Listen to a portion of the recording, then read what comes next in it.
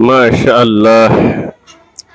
এই যে পুকুরটা, এটা হচ্ছে একটা মাদ্রাসার অধীনে। এই পুকুরের যত আয় এবং মাছ সবকিছু মাদ্রাসার ছাত্র এবং উস্তাদের জন্য বরাদ্দ করা।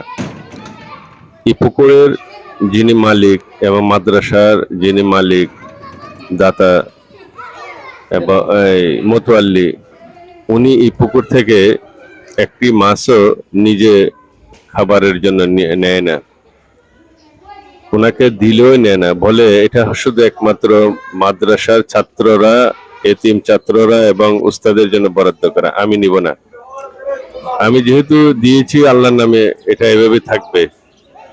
আসলে আমরা ওনার আল্লাহর রাস্তায় জন্য দান করেছেন, আল্লাহ ওনার দানকে কবুল আর মঞ্জুর করুন এবং ওনাকে হায়াতে তৈবা দান করুন।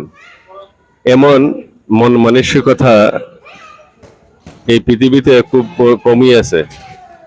আমরা ওনার জন্য দোয়া করি।